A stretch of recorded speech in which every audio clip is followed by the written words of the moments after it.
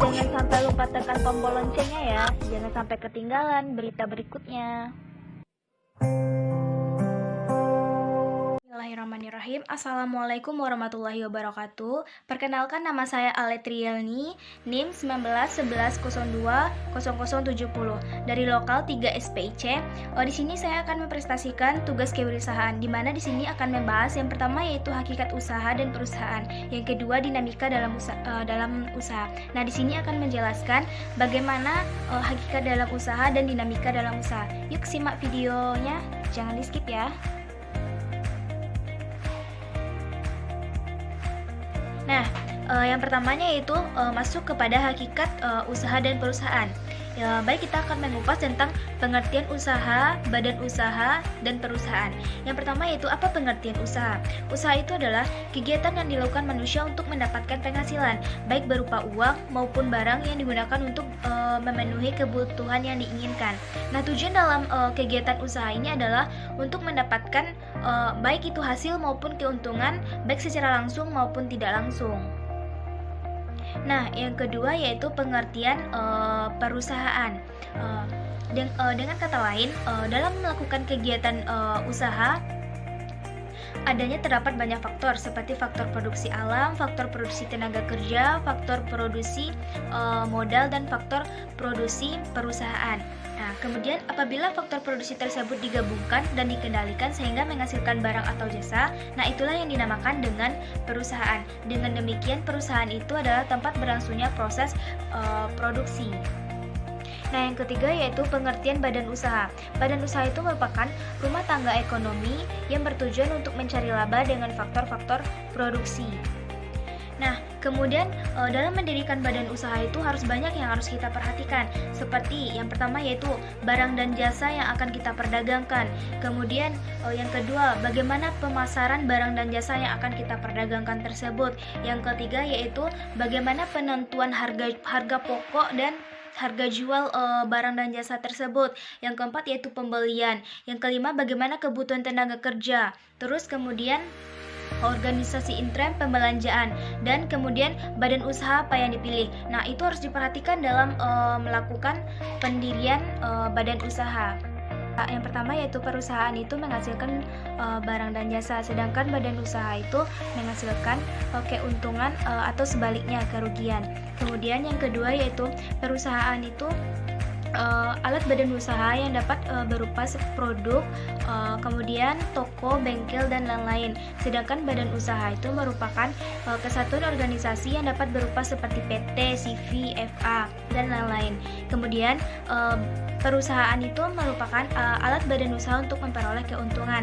Sedangkan badan usaha sebagai tempat kesatuan yuridis dan ekonomi yang bertujuan untuk mencari keuntungan. Poin 2 yaitu dinamika dalam usaha. Dinamika dalam usaha ini terbagi atas 6. Yang pertama yaitu kepailitan. Pengertian pailit menurut bahasa Perancisnya yaitu faillit, yang artinya kemacetan dalam perbayaran. Nah, adapun pengertian pailit itu merupakan suatu keadaan di mana debiturnya tidak mampu membayar para utang krediturnya.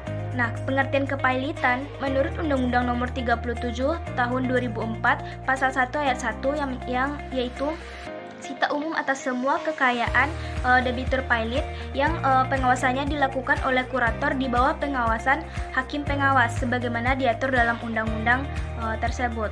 Kedua yaitu likuidasi.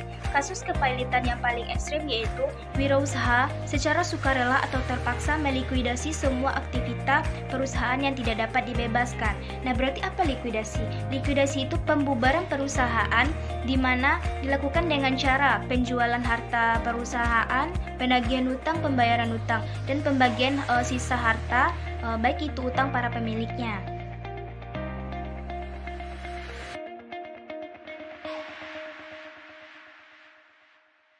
Nah, selanjutnya pemaknaan likuidasi. Pemaknaan likuidasi ini ada 3. Yang pertama, likuidasi berarti realisasi tunai, yang artinya kepemilikan saham, obligasi, komoditas yang diperoleh dengan cara mendapatkan laba atau mengantisipasi atau menghindari kerugian-kerugian karena harga perusahaan atau harga aset yang dijual murah.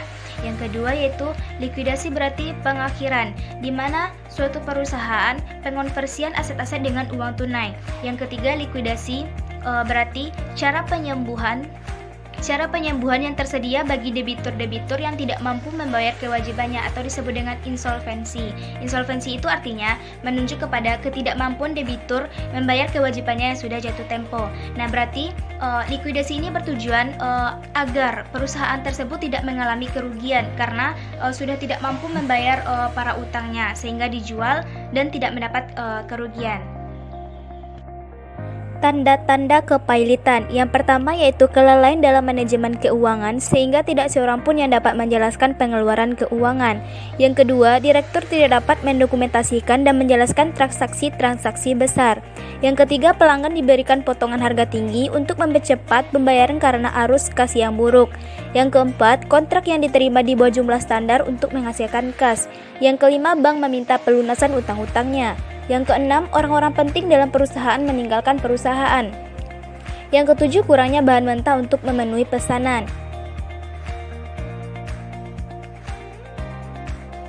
Keempat, yaitu reorganisasi.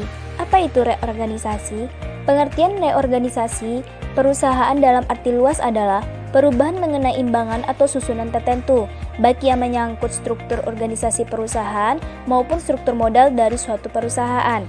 Pengertian reorganisasi perusahaan dapat dibedakan menjadi tiga, yaitu reorganisasi yuridis, yaitu perubahan mengenai bentuk hukum dari satu perusahaan atau badan usaha.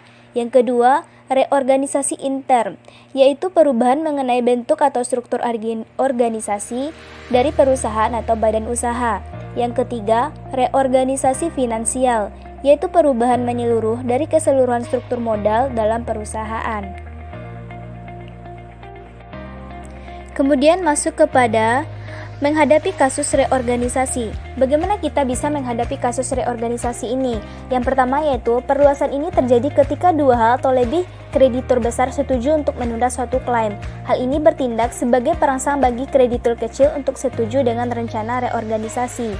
Yang kedua, substitusi jika potensi masa depan dari usaha Ventura terlihat menjanjikan, dapat dimungkinkan mengubah saham atau yang lainnya dengan utang yang ada. Yang ketiga yaitu penetapan penyelesaian utang di peringkat menurut kreditur sebagai penyelesaian utang.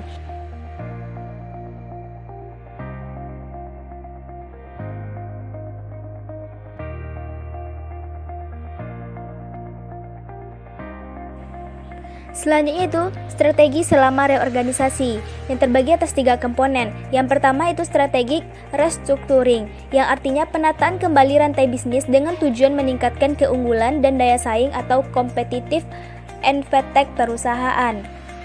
Kemudian yang kedua yaitu operational restructuring yang dapat dilakukan dengan beberapa cara. Yang pertama yaitu business process reengineering, yaitu proses penataan ulang secara radikal manajemen dan bisnis perusahaan. Yang kedua delaying dan right sizing untuk mengurangi layer-layer dalam struktur organisasi perusahaannya. Tujuannya adalah mengurangi distorsi informasi karena terlalu banyak jenjang organisasi. Yang ketiga downsizing adalah pengurangan karyawan, sedangkan downscoping adalah pengecilan bisnis. Yang keempat, melakukan pengukuran untuk meningkatkan efisien dan produktivitas. Yang kelima, mengurangi biaya overhead dan operasional. Yang kelima yaitu rencana perpanjangan waktu pembayaran. Jika wirausaha mempunyai pendapatan tetap, dapat dimungkinkan untuk mengajukan perpanjangan waktu pembayaran selama utang-utang yang tidak dijamin kurang dari 10 juta dan utang-utang yang dijamin kurang dari 35 juta. Dengan ini, wirausaha membuat rencana pembayaran cicilan dari utang yang belum dilunaskan. Jika disetujui oleh pengadilan, rencana tersebut mengikat kreditur bahwa jika mereka sebelumnya tidak menyetujui pembayaran secara cicilan. Yaitu sukses usaha. Banyak usaha baru yang akan dialihkan kepada anggota keluarga. Jika tidak ada anggota keluarga yang tertarik pada usaha tersebut, wirausaha dapat menjual usahanya atau melatih seseorang dalam perusahaan untuk mengambil alih. Yang pertama itu transfer kepada anggota keluarga. Mengalihkan usaha kepada anggota keluarga dapat menciptakan.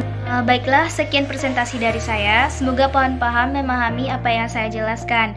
Jika ada salah, saya mohon maaf. Saya akhiri. Assalamualaikum warahmatullahi wabarakatuh. Jangan lupa subscribe, like, komen, dan share ya kawan-kawan. Sampai jumpa di video selanjutnya.